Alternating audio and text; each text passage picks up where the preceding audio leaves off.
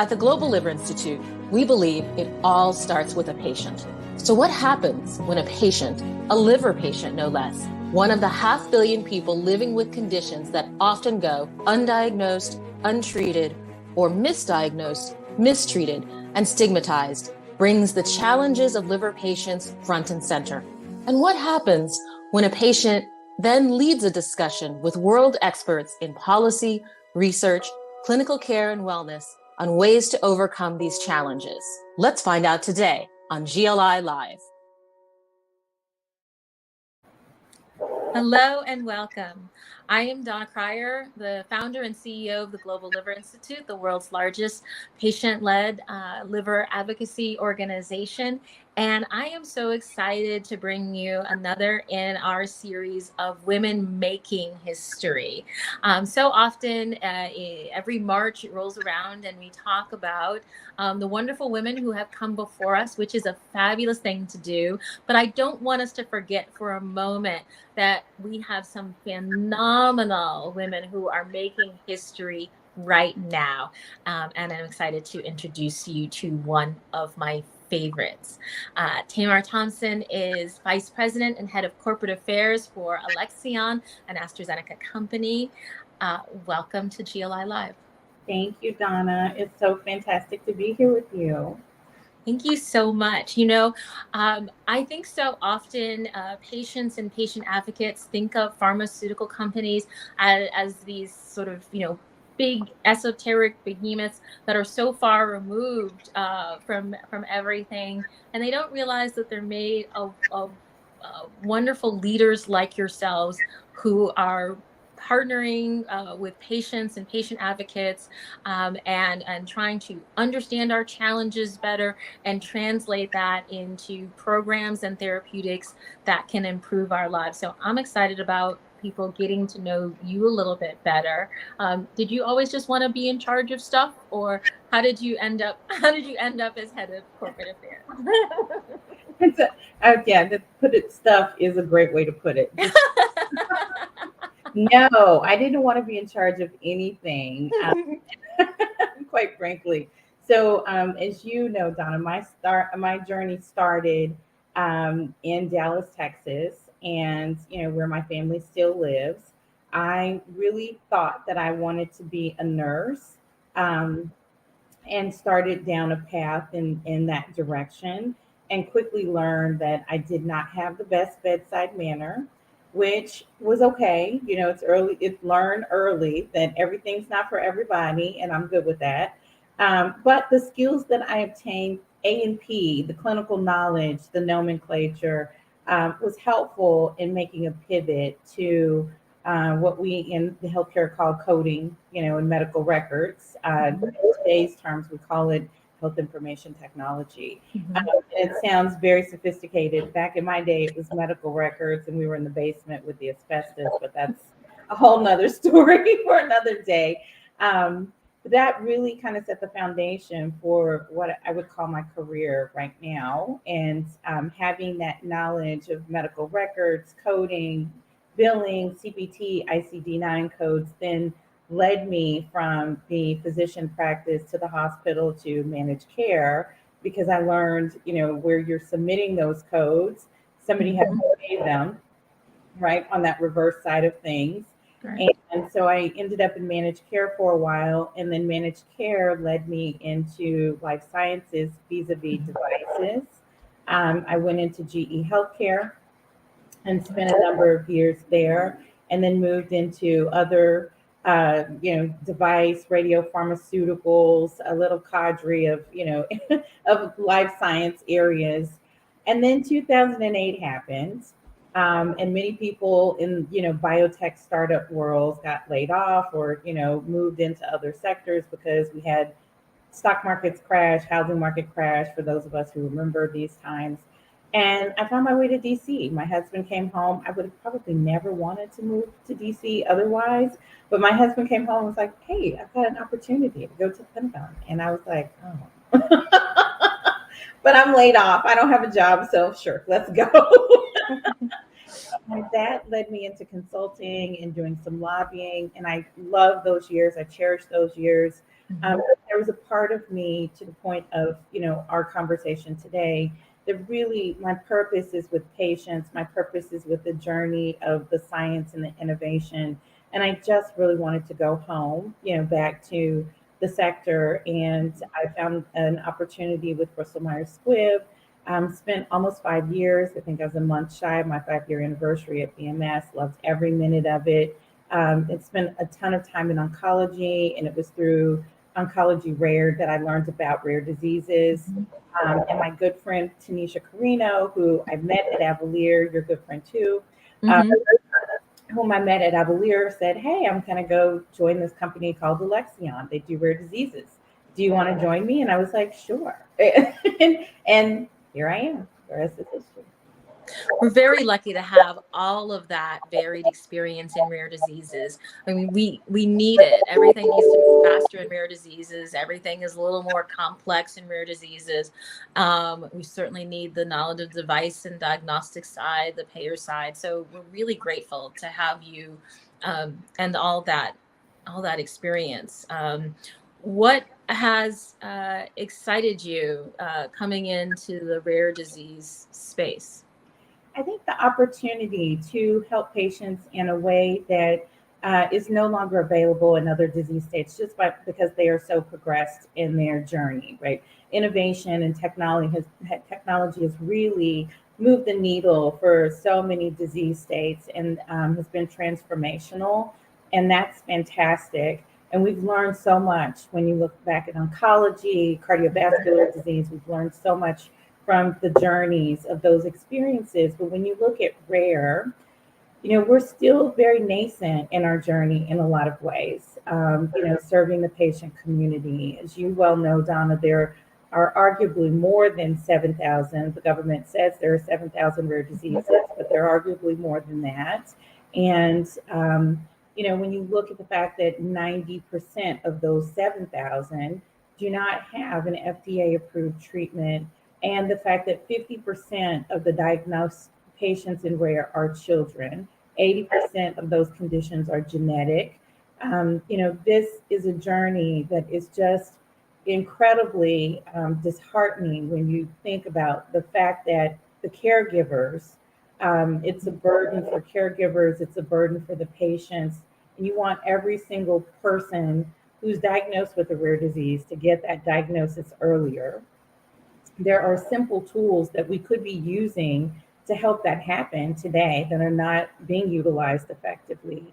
And when you learn all of these things, you can't help but to say, what can I do? How can I help? How can I make it better?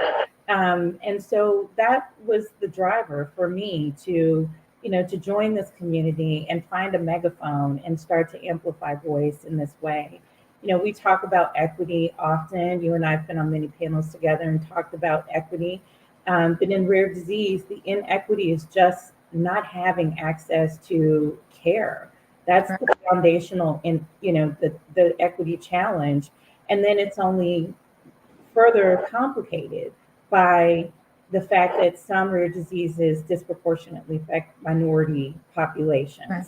So if you have this compound of a rare disease, and then you're a Black or brown person, and if you're in a rural or disparate area where you don't happen to be in the right geo zip code, the challenges become even more significant. And that's just, to me, unacceptable for a country like ours, and quite frankly for the entire globe. When you look at other countries where there's socialized healthcare, and in certain countries you're lucky to be born in Sweden because you're going to, or Switzerland, because you're going to have socialized medicine. But the rare disease population in some of those countries, like Sweden, still are disadvantaged. And so I think we globally have a responsibility to really change the paradigm for this community. I love how you just so easily, bring in experiences and statistics from so many different countries. I think as, young people coming up, particularly people of color, and their parents trying to choose careers and think and imagine futures, they don't realize that there are corporate leaders who look like you, who are globe-trotting all around the world.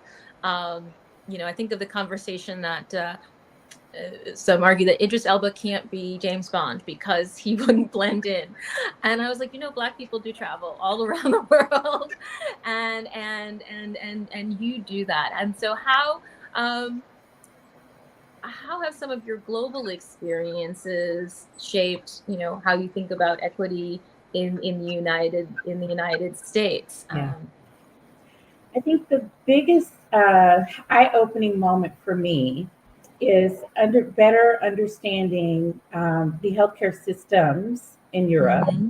and the fact that they're not just one socialized healthcare system. There are layers to their system. Mm-hmm. There are ours, but in doing the every life burden of rare disease studies and Mm-hmm. working with Annie Kennedy and sponsoring that work, and looking at the outputs of what the U.S. healthcare system doesn't cover, Mm-hmm.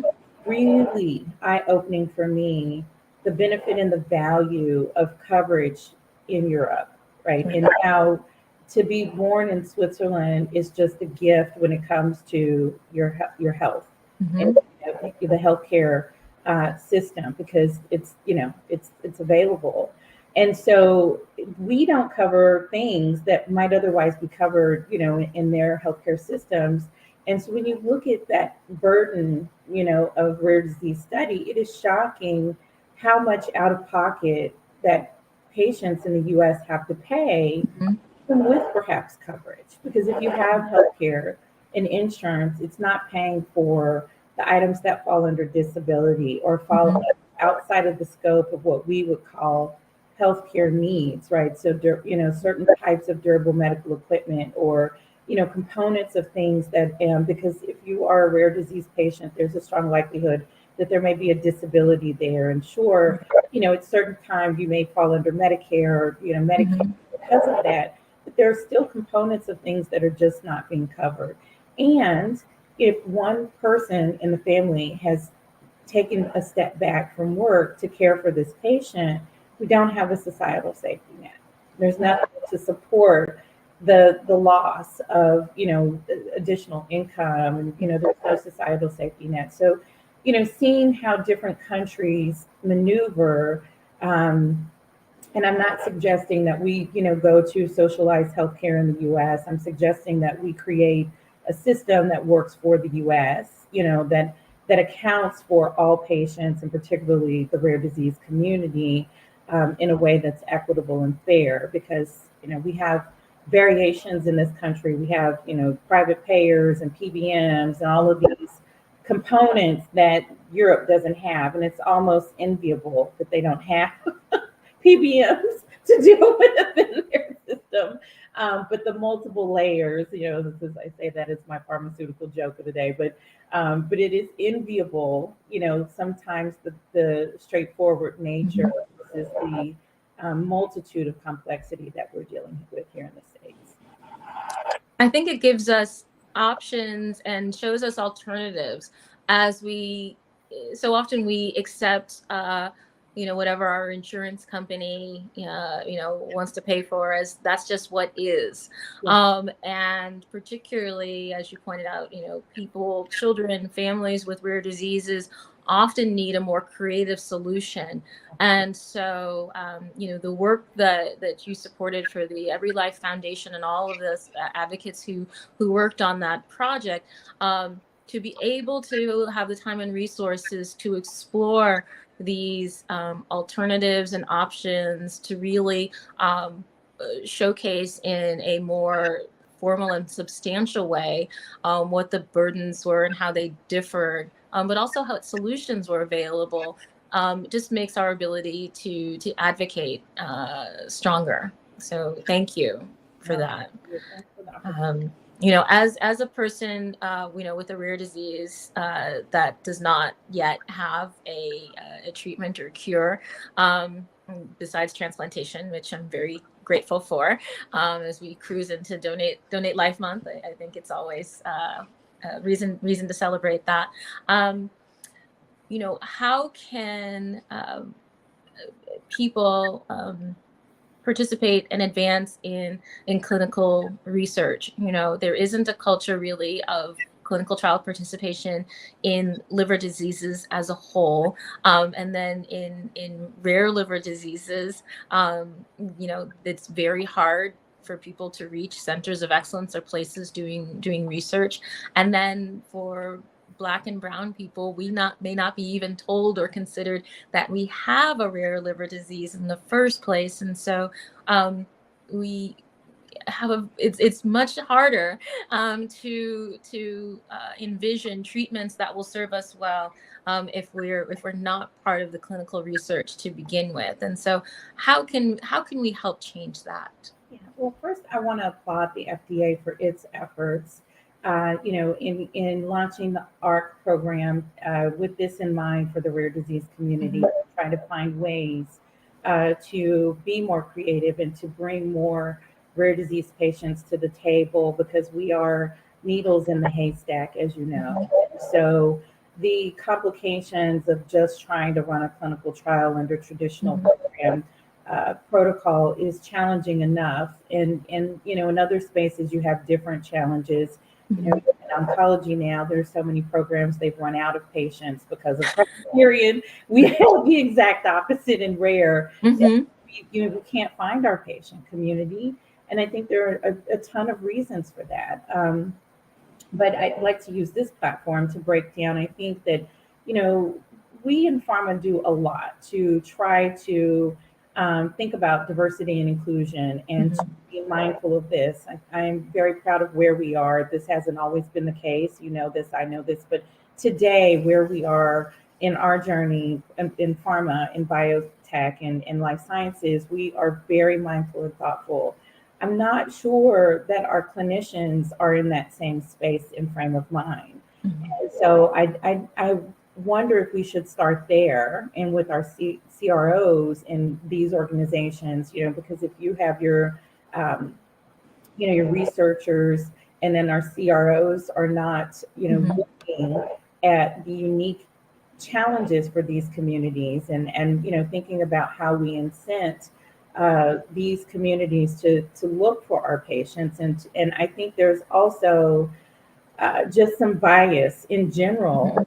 I don't know about you, Donna, but I'm very tired of the narrative of, the African American community, and we're the minority communities are poor, and we can't travel, and we can't. And I know that that's true for a portion of the population, but I still know that Black women are the most educated by minority when you look by the numbers. And so I'm pretty sure those educated Black women have jobs and work and have families. And so I'm just wondering if that's a dated or antiquated narrative that we need to, look back upon and reevaluate some of our own internal biases, but at all levels, at the facility level, at the CRO level, and it certainly will have a ways to go in industry as well. We're not perfect. We're not there yet. But I do think that just getting past some of this traditional bias, the first step. And that's not just racially, implicit, but, we've heard from so many rare disease patients who, may have a different sexual orientation, may, have be perceived as, financially, disparate. And of course that comes along with, some implicit bias as well. I think we have to move beyond some of these hurdles with the provider community, the physicians and the clinicians, because that is the front line. If you just dismiss someone and they're coming to you for 7 years, and maybe not the same doctor, but you're going to one doctor and then the next doctor and another specialist, at what point does someone take the time to take you seriously? Why is it taking our patient, our, community on average 5 years and 7 specialists to get to some type of answer? It's just completely unacceptable. That was certainly my experience with multiple doctors across multiple states before I got my diagnosis of a rare autoimmune liver disease. And, I don't often tell the story too of the friend of mine who had her Wilson's disease diagnosed at our wedding, because that was the first time she had some real time with hepatologists. Wow. Who of course were at, I had lots of hepatologists at my wedding, and at the reception she was just talking, having conversation, and they started asking questions, and I think you should not have to have a special invitation only convening to have your rare disease diagnosed. But I do think that healthcare systems do need to afford physicians more time for the extra sort of questioning and cognitive challenge of thinking beyond what's already in the medical record, and maybe this person has a rare disease. And one of the things that we were able to facilitate during our focus on parents and pregnant people during pediatric and rare liver diseases month was a lot of connections between OBGYNs and pediatrics, between hepatologists and primary care. And so this knowledge about what does a rare disease look like, how does it present, what are the things that you should look for, that knowledge often resides within a very small group of specialists, and we need to break that out. And so more types of physicians notice the signs and can really play a positive role, because you're right, the saddest thing is somebody who has had interactions with the healthcare system and still remains undiagnosed. And that's before we get all to the people who don't have enough interactions with the healthcare system to get diagnosed. Yeah, and I think, Donna, you bring up a really great point. There are tools, right? When we look at now medical records, electronic medical records, Mm-hmm. the data that we can infuse into those medical records. Mm-hmm. I just think the rare disease community, doesn't have some of the sophistication, because, again, I mentioned earlier, we're more nascent in our journey. But I think, Right. other disease states, and there's an algorithm in the system, and Mm-hmm. there's a trigger if there are certain symptomology immediately. Now, unfortunately, everybody goes to diagnose you with diabetes if you have, an elevated A1C, or if you have, but Mm-hmm.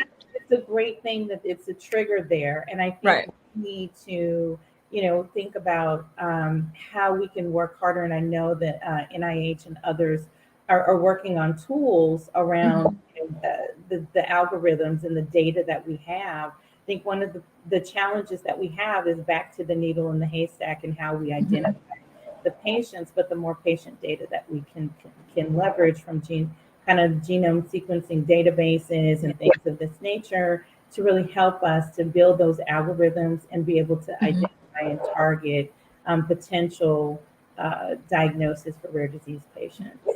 I'm so glad that you brought that up. I think that some of the things that will really accelerate change globally will be, expanded newborn screening, expanded genetic screening. There needs to be a lot of diversification in our various genetic, biobanks and registries, so that we don't sort of misperceive what a disease looks like from its genetic basis. And if those biorepositories are really, enriched with diverse patients, then AI and other types of technology have a better chance of picking up those signals and diagnosing those patients. But if we don't get that foundation right, and with the right information, we can't get the right information out. That's right. And you bring up a great point. This is why we should not be afraid that AI is going to take over the world. We still need the doctors to validate the algorithm, so that the algorithm can help the physicians, not take away the job. So I think we need to, make sure that everybody understands the value of AI. Absolutely. I know, particularly for rare patients, and often patients will have more than one rare disease. And so I just got a card the other day for some second MD or something, giving us a second opinion service. But the ability of AI to look across your medical records, across different databases, and to pick out these rare signals, and the ability potentially to connect individuals with rare diseases so that they don't feel so alone. How else are you going to find out that there is, a person or, with your exact rare disease who lives, maybe a mile away or 100 miles away or in a different country? The members of our Pediatric and Rare Liver Diseases Council, several of them that do have registries. The challenge now is to make those international registries so that patients can connect as well as their genomes and data do, to perhaps not feel so rare. So as you jet set and globetrot and sponsor and support significant things, what advice would you give to other women, other people who want to have a career that makes an impact like yours? I would definitely say go for it. And